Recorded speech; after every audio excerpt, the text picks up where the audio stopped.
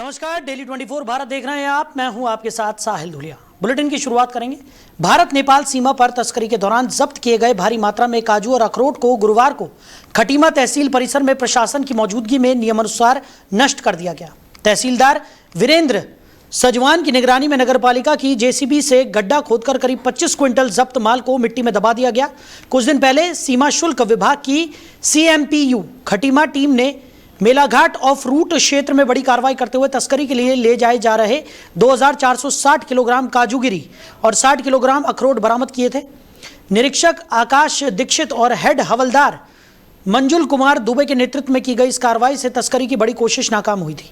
जब्त माल के निस्तारण के दौरान सहायक आयुक्त प्रवीण भूषण, सहायक निदेशक डॉक्टर मुकेश बाबू, अधीक्षक राजोश शर्मा, निरीक्षक आकाश दीक्षित, CMPU टीम और तहसील प्रशासन के अधिकारी मौजूद रहे। तो आपको बता दें कि तहसीलदार वीरेंद्र सजवान ने बताया कि जिलाधिकारी के निर्देश पर पूरी प्रक्रिया नियमानुसार संपन्न कराई गई। सीमा शुल्क विभाग ने लोगों से अपील की है कि तस्करी जैसी अवैध गतिविधियों में सहयोग न करें और किसी भी संदिग्ध गतिविधि की सूचना तत्काल संबंधित विभाग को दें ताकि तस्करी पर प्रभावी अंकुश लगाया जा सके। वहीं मसूरी उपजिला चिकित्सालय में 1 वर्षीय मासूम की मौत के बाद डॉक्टरों पर लगाए गए लापरवाही के आरोपों को अस्पताल प्रशासन ने खारिज कर दिया है। मुख्य चिकित्सा अधीक्षक CMS डॉक्टर खजान सिंह चौहान ने पत्रकार वार्ता में बताया कि मामले की जांच के लिए गठित 4 सदस्यीय समिति और CCTV फुटेज की समीक्षा में चिकित्सकों या नर्सिंग स्टाफ की किसी प्रकार की लापरवाही सामने नहीं आई। CMS के अनुसार 29 जून की सुबह करीब 5 बजे दंपति अपने बच्चे को अस्पताल लेकर पहुंचे थे। उस समय ड्यूटी डॉक्टर एक अन्य मरीज का उपचार कर रहे थे और 2-3 मिनट बाद बच्चे की भी जांच की गई। उन्होंने बताया कि बच्चा पहले से एक निजी चिकित्सक के उपचार में था। अस्पताल में दवाओं में आवश्यक बदलाव कर परिजनों को सुबह 8 बजे बाल रोग विशेषज्ञ के आने तक रुकने की सलाह दी गई थी, लेकिन वो बच्चे को लेकर अस्पताल से चले गए।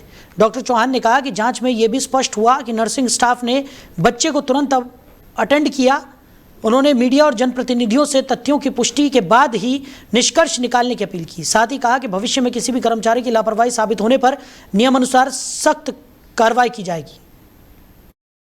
सर्वप्रथम तो मैं यही कहना चाहूँगा, जिस परिवार के साथ भी ये घटना घटी है, मैं उनके प्रति पूरी संवेदना व्यक्त करता हूँ और इस मामले को मैं बहुत सेंसिटिव लेते हुए मैंने खुद जो है एक कमेटी का गठन कराया है और इसकी जांच करवाई है कि ऐसे कैसे हुआ कि हमारे हॉस्पिटल में कोई बच्चा आता है और उसमें जो मेरे को न्यूज़पेपर के माध्यम से मिला है कि उसमें दरवाज़ा बंद था, उनका जो आरोप है, और कोई डॉक्टर नहीं मिला और उसके बाद हम जो चले गए, तो ये बहुत गंभीर आरोप है। और बात जो है एक्चुअली 29 तारीख की है, 5 बजे की बात है, सुबह की बात है। तो ये जो आरोप लगाया जाता है कि कोई भी डॉक्टर नहीं पाया गया है, तो मैं ये बोलना चाहूंगा कि इससे पहले एक ऑलरेडी पेशेंट आ चुका था, उसको हम स्टेबलाइज करके आराम से इसको ट्रीटमेंट भी दे रहे थे।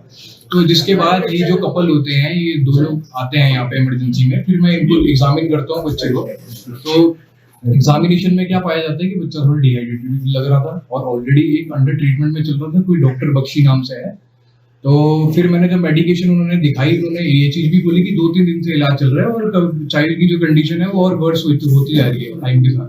2-3 दिन हो गए थे। तो उसमें मैंने ये बोला कि उसमें कुछ स्टेरॉइड्स चल रहे थे, तो मैंने बोला कि ये स्टेरॉइड्स को बंद करिए पहले तो, क्योंकि 11 महीने का बच्चा है, स्टेरॉइड्स को तो नहीं दिया जा सकता है ऑब्वियसली। वहीं उधम सिंह नगर के खटीमा नागरिक चिकित्सालय से 7 डॉक्टरों के तबादले के विरोध में शुक्रवार को आशा कार्यकर्ताओं ने अस्पताल परिसर में धरना प्रदर्शन किया। प्रदर्शन के दौरान आशा यूनियन ने मुख्यमंत्री के नाम ज्ञापन भेजकर डॉक्टरों के तबादले पर तत्काल रोक लगाने और मामले पर पुनर्विचार की मांग की। आशा यूनियन की अध्यक्ष केशवी देवी ने कहा कि खटीमा की जनता वर्षों से इन डॉक्टरों पर भरोसा करती रही है। ऐसे में एक साथ 7 डॉक्टरों का तबादला होने से क्षेत्र की स्वास्थ्य सेवाओं पर गंभीर असर पड़ेगा। उन्होंने कहा कि अस्पताल पहले से ही डॉक्टरों की कमी से जूझ रहा है और अब मरीजों को इलाज के लिए और अधिक परेशानी का सामना करना पड़ सकता है।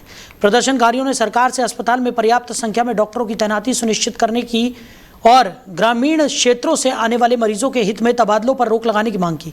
धरने में विभिन्न सामाजिक संगठनों के लोग भी शामिल हुए। आज़ाद समाज पार्टी के कार्यकर्ता जितेंद्र सिंह औलख और नीतू राणा ने भी डॉक्टरों के तबादले का विरोध करते हुए सरकार से निर्णय वापस लेने की मांग की। फिलहाल इस मुद्दे को लेकर क्षेत्र में जनप्रतिनिधियों और स्थानीय लोगों के बीच भी विरोध तेज होता जा रहा है। सर पहली बात तो यहाँ डॉक्टरों की आपको भी पता है कि बहुत कमी है, यहाँ पर डॉक्टर कोई है नहीं, और जो इमरजेंसी में सर लोग बैठते हैं उनका भी सबका ट्रांसफर कर दिया, तो जनता इससे बहुत परेशान है। अगर जनता को डॉक्टर ही नहीं मिलेगा तो अपना इलाज कहाँ से कराएंगे। बहुत मरीजों को दिक्कत हो रही है, रात बिरात पेशेंट लेके आते हैं, हम लोग भी लेके आते हैं या कोई अपना पेशेंट लेके आता है। जब डॉक्टर ही नहीं मिलेगा सर तो इलाज कहाँ से होगा मरीजों का। अब ये धरने में हम इसलिए बैठे हैं कि डॉक्टरों का ट्रांसफर रोका जाए और डॉक्टरों की यहाँ पर बहाली करी जाए। डॉक्टर मिलेंगे तभी मरीजों का इलाज हो पाएगा। जनता बहुत परेशान हो रही है, इसीलिए हम आज धरने में बैठे हुए हैं और हमारी मांग को सर आपके वजह से, मीडिया वालों की वजह से इस मांग को आगे पहुंचाया जाए, डॉक्टरों के ट्रांसफर रोके जाए। तो सर ट्रांसफर किया, पहले से ही डॉक्टरों की कमी है यहाँ पे, पहले से डॉक्टरों की कमी है यहाँ पे। अब ट्रांसफर कर रहे हैं तो क्यों कर रहे हैं, क्यों किया जा रहा है, बहुत निंदनीय बात है, क्योंकि डॉक्टरों की कमी 60 पहले ही है, अब 60 डॉक्टरों को ट्रांसफर कर रहे हैं, बहुत निंदनीय बात है। क्योंकि ये इतने जाने हैं जी, जाएंगे कहाँ, क्योंकि लोग गरीब लोग सबसे ज्यादा इलाज करने के लिए हॉस्पिटल में आते हैं, सरकारी हॉस्पिटल में अब इलाज नहीं होगा। मैं यही कहूँगी कि हमारे जो खटीमा में जो डॉक्टरों की सीट है उनका ट्रांसफ़र रोक दिया जाए, क्योंकि वो हर पल हर क्षण अपने पेशेंटों के, अपने मरीजों के लिए, जनसेवा के लिए वो तत्पर रहते हैं। और जो बारा नर्सिंग जो स्टाफ आया था उसको भी ट्रांसफ़र कर दिया गया है, इसलिए हम चाहेंगे कि अब और ट्रांसफ़र ना हो। हमारे जो डॉक्टर साहब हैं वीपी सिंह, उनको यहीं पर ही खटीमा में ही उनको तैनाती दी जाए, यहीं पर ही उनकी ड्यूटी लगाई जाए। वहीं उधम सिंह नगर की खटीमा रेंज के लाल कोठी नाखाताल बीट में अवैध पेड़ कटान का मामला सामने आने के बाद वन विभाग में हड़कंप मच गया है। बीट कर्मचारी आनंद कुमार ने उच्च अधिकारियों पर गंभीर आरोप लगाते हुए कहा कि जंगल में लगातार हो रहे अवैध कटान की जानकारी देने के बावजूद समय पर कार्रवाई नहीं की गई। उनका यह भी आरोप है कि शिकायत करने के बाद उन्हें नौकरी से हटा दिया गया। आनंद कुमार की शिकायत पर डीएफओ हिमांशु बागड़ी ने जाँच समिति गठित की। प्रारंभिक जाँच में 16 पेड़ों के अवैध कटान की पुष्टि होने के बाद सामने आई है। शिकायतकर्ता का कहना है कि मामले में केवल निचले स्तर के कर्मचारियों की ही संलिप्तता नहीं, बल्कि अन्य जिम्मेदार अधिकारियों की भूमिका भी निष्पक्ष जांच के घेरे में है। डीएफओ हिमांशु बागड़ी ने बताया कि मामले की जानकारी विभाग को समय पर नहीं दी गई थी। लापरवाही सामने आने पर एक फॉरेस्ट गार्ड को निलंबित कर फॉरेस्टर को अटैच किया गया है तथा विस्तृत जानकारी और जाँच के आदेश दे दिए गए हैं। इस बीच स्थानीय स्तर पर यह भी मांग उठ रही है कि स्वतंत्र और निष्पक्ष जाँच कराई जाए, ताकि अगर अवैध कटान में अन्य अधिकारी या कर्मचारी भी शामिल हो तो उनके खिलाफ भी नियमानुसार कार्रवाई सुनिश्चित की जा सके। द्वारा शिकायत डीएफओ साहब को शिकायत पत्र लिखा गया था कि नगाताल के वनकर्मी द्वारा मिली भगत से नेपाल को अवैध लकड़ी की तस्करी की जा रही है। इसकी शिकायत हमने डीएफओ साहब को लिखी थी, जिसमें डीएफओ साहब के आदेश अनुसार कॉमिंग जांच की गई है। कॉमिंग जांच में सब कुछ सच्चाई पूरी पाई गई है जो शिकायत पत्र में लिखी गई थी। और इसके बावजूद हमको बुलाया गया खटीमा में, रंजन साहब के सामने, दरोगा जी के सामने बयान लिए गए। इसके बाद भी इनके ऊपर कोई कार्रवाई नहीं की जा रही है और दबाव बना जा रहा है, दबाव बना जा रहा है हमारे ऊपर कि समझौता कर लो। देखिए, नेपाल बॉर्डर पे हमारे खटीमा वन क्षेत्र का आरक्षित वन है, जहाँ पर कुछ शिकायतें प्राप्त हुई थी कि कुछ पेड़ वहाँ पर कटे गए, जिसकी सूचना जो संबंधित जो फील्ड के स्टाफ द्वारा रेंजर को और हमें नहीं दी गई थी। तो उसी के दृष्टिगत पेड़ कटने के बाद भी सूचना न देने के कारण से ऐसा मतलब लापरवाही उनके द्वारा की गई है। तो लापरवाही के दृष्टिगत कर्मचारी जो है वहाँ के फॉरेस्ट गार्ड को सस्पेंड किया गया है और जो फॉरेस्टर है वहाँ के उनको अटैच किया गया है और साथ ही एसडीओ को इसकी जांच दी गई है चेक करने के लिए कि पूरा प्रखंड क्या हुआ है, कौन उसमें जिम्मेदार है, तो इस पर जाँच की जा रही है। देखिए, अभी चूँकि मामले में जांच की जा रही है तो कुछ भी इस प्रकार के तथ्य खोलने से जांच प्रभावित हो सकती है। तो एक बार जांच कंप्लीट हो जाती है तो आपको पूरे उसके साथ कि कौन व्यक्ति से इन्वॉल्व थे, कहाँ माल गया है, उस पर अपडेट कर दिया। वहीं उत्तराखंड में मानसून के दौरान संभावित आपदाओं से निपटने की तैयारियों को परखने के लिए गुरुवार को मसूरी एलकेडी रोड पर जिला प्रशासन और आपदा प्रबंधन विभाग ने व्यापक मॉक ड्रिल आयोजित की। एसडीएम मसूरी राहुल आनंद के नेतृत्व में आयोजित इस अभ्यास में भूस्खलन की काल्पनिक स्थिति बनाकर राहत एवं बचाव कार्यों का परीक्षण किया गया। मॉक ड्रिल के अनुसार पहाड़ी से भारी मलबा गिरने के कारण 20 यात्रियों से भरी एक मिनी बस फंस गई, जबकि एक कार गहरी खाई में गिर गई। कार में सवार 4 लोगों में से 2 की मौत हो गई और 2 के गंभीर रूप से घायल होने की स्थिति दर्शाई गई। सूचना मिलते ही Mussoorie police, fire service, 108 ambulance, उप जिला चिकित्सालय, लोक निर्माण विभाग और वन विभाग की टीमें मौके पर पहुंची। फायर सर्विस और वन विभाग के जवान रस्सियों के सहारे खाई में उतरकर घायलों को सुरक्षित बाहर लाए और अस्पताल पहुंचाया। वहीं लोक निर्माण विभाग ने जेसीबी से मलबा हटाकर यातायात को बहाल किया। करीब 3 घंटे चले इस अभ्यास में विभिन्न विभागों के समन्वय और त्वरित कार्रवाई का परीक्षण किया गया। एसडीएम राहुल आनंद ने कहा कि आपदा की स्थिति में लोग घबराएं नहीं, बल्कि तुरंत प्रशासन और पुलिस को सूचना देकर राहत कार्यों में सहयोग करें।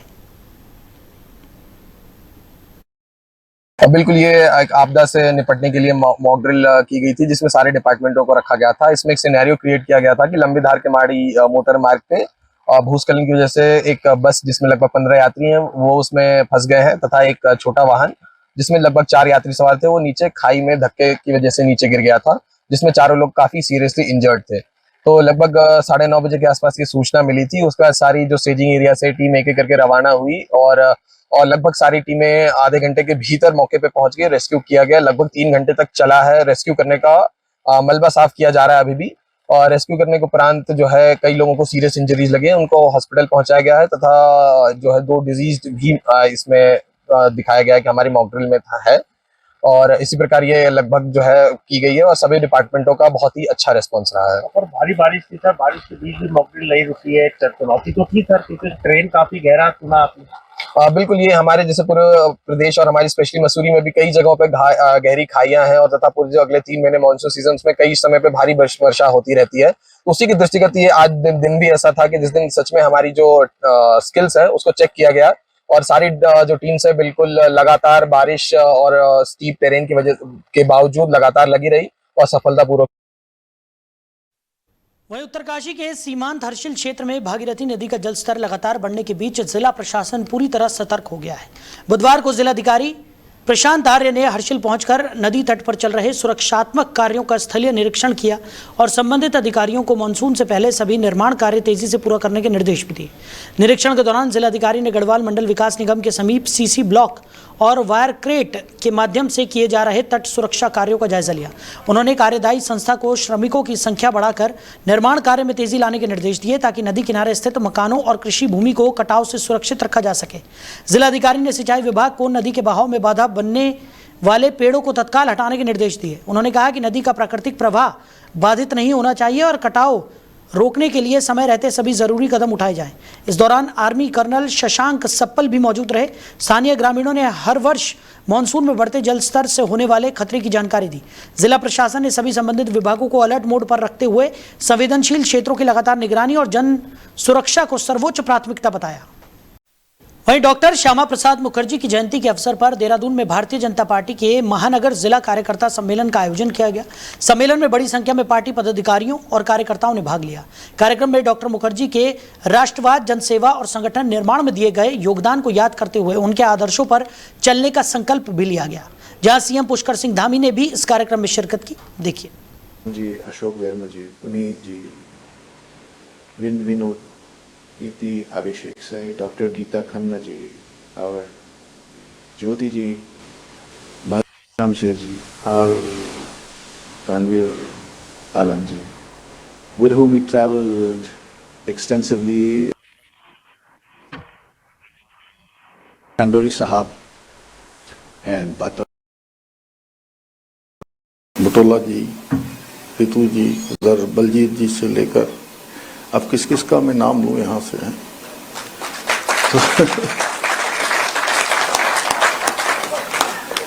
आदित्य भाई साहब हमारे, कटारिया साहब, वंदना जी, सभी उपस्थित भाइयों बहनों। अब मैं जिसका नाम नहीं ले पाऊंगा तो अब बुरा मत मानना। क्यों? राजेंद्र अंतवाल जी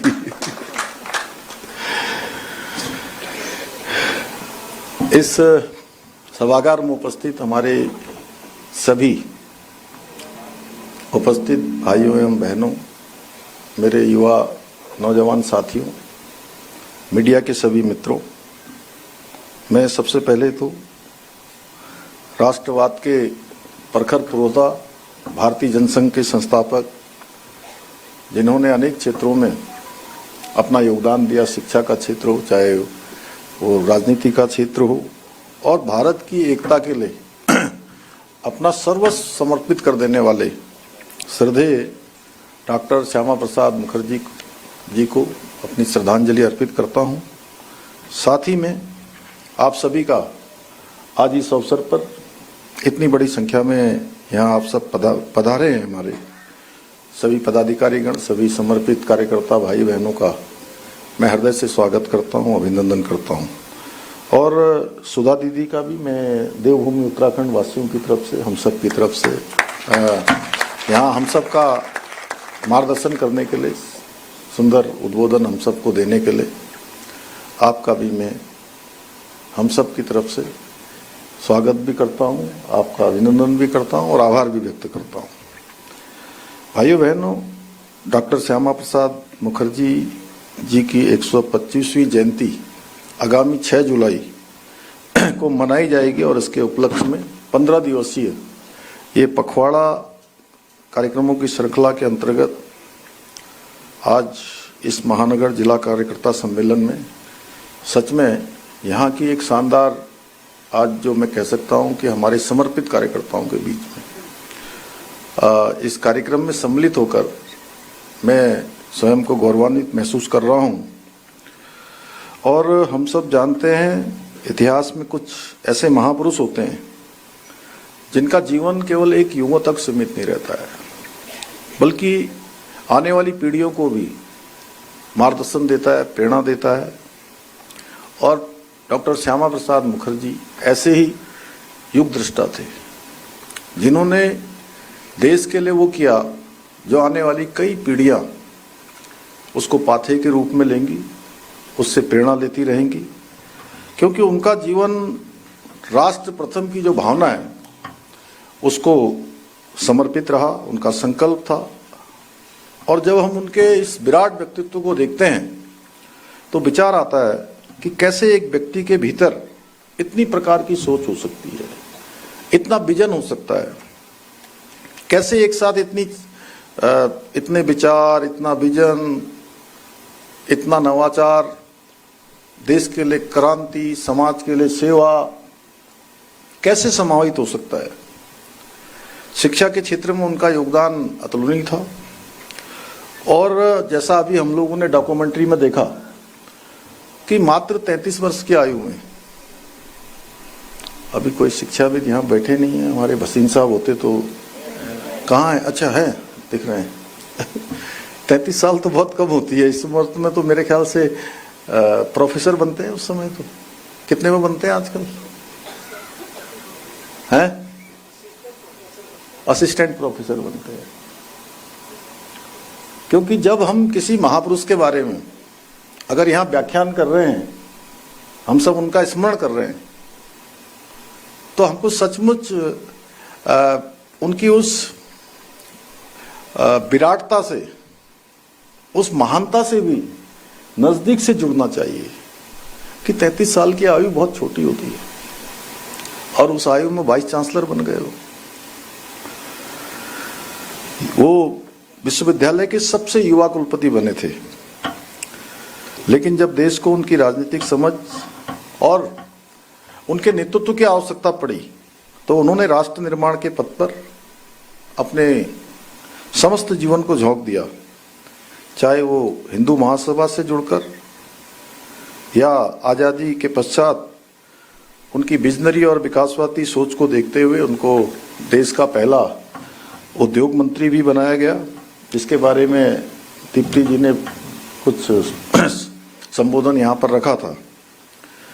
और कांग्रेस से अपनी अलग वैचारिक दृष्टि रखने वाले डॉक्टर साहब ने जल्दी ही सरकार से अलग होकर वर्ष 1951 में राष्ट्रवादी विचारधारा पर आधारित भारतीय जनसंघ की नींव रखी, जो आज भारतीय जनता पार्टी के रूप में विश्व के सबसे बड़े राजनीतिक दल का एक स्वरूप ग्रहण कर चुका है। हम सब सौभाग्यशाली हैं कि डॉक्टर साहब ने जो बीज बोया था, जो उन्होंने एक परिवार बनाया था, विचार परिवार, उसमें हम सबको आज काम करने का अवसर मिल रहा है। उसके हम सब अभिन्न अंग हैं। और उन्होंने ही एक अमर उद्घोष किया था एक देश में 2 विधान, 2 प्रधान और 2 निशान नहीं चलेंगे, नहीं चलेंगे। और एक नारा नहीं था, बल्कि भारत की अखंडता का रक्षा का संकल्प था।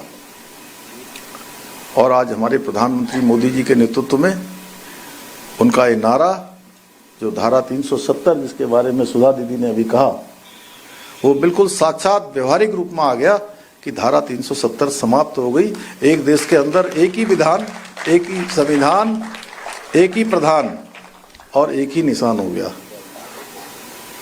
और जब हम धारा 370 की बात करते हैं तो हमें इस पर भी विचार करना चाहिए कि पहले क्या होता था। हो सकता है हमारी आने वाली पीढ़ी जो है इस बात को भूल जाए कि धारा 370 थी क्या। देश में जो संविधान यहाँ हमारा चलता था वो कश्मीर में नहीं चलता था।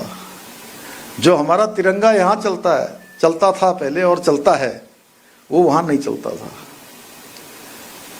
प्रधानमंत्री हमारे देश के अलग होते थे और वहां कश्मीर के अलग होते थे।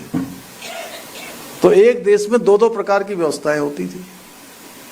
कोई व्यक्ति वहां जमीन नहीं खरीद सकता था, कोई अपना मकान नहीं बना सकता था, पूरे देश की सारी सब्सिडी वहीं मिलती थी। और उस सब्सिडी का क्या होता था, उन सुविधाओं का क्या होता था, उस छूट का क्या होता था?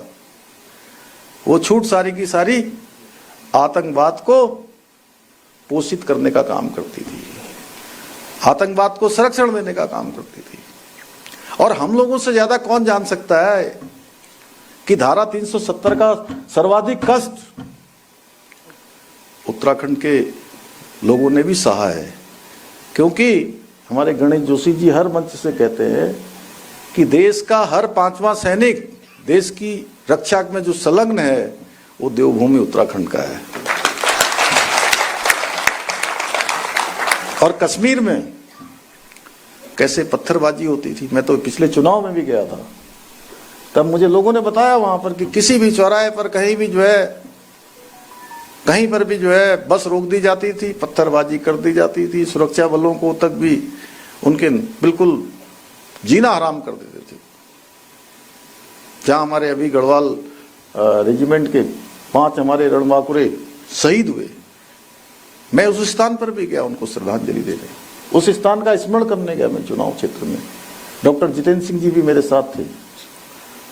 जब उनका पार्थिव शरीर वहां से आ रहा था तो मैं और गणेश जोशी जी उस दिन भी साथ में थे हम लोग। और उसी दिन हमने पूरे प्रदेश के हमारे सैनिकों के सम्मान में ये तय किया कि उत्तराखंड में जो भी हमारे सैनिक शहीद होंगे, देश के लिए अपना बलिदान देंगे, उनके परिजनों को मिलने वाली अनुग्रह राशि 10 लाख रुपए से बढ़ाकर 50 लाख रुपए करने का हमने निर्णय लिया। एक बड़ी राशि थी। तो डॉक्टर मुखर्जी का मानना था कि स्वतंत्र देश के भीतर 2 अलग अलग कानून, 2 अलग अलग व्यवस्थाएं किसी भी देश के लिए बड़ा खतरा थी।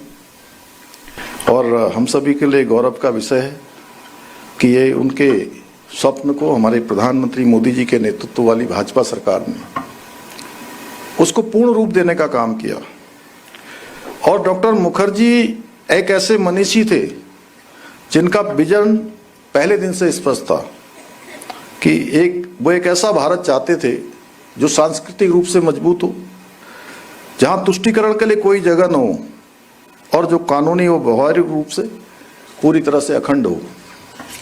साथियों, मुझे ये कहते हुए अत्यंत हर्ष का अनुभव हो रहा है कि देश के यशस्वी प्रधानमंत्री श्री नरेंद्र मोदी जी के नेतृत्व वाली हमारी केंद्र सरकार तथा हमारी सभी राज्य सरकारें आज डॉक्टर श्यामा प्रसाद मुखर्जी जी के इस महान विजन को धरातल पर उतारने का कार्य कर रही है।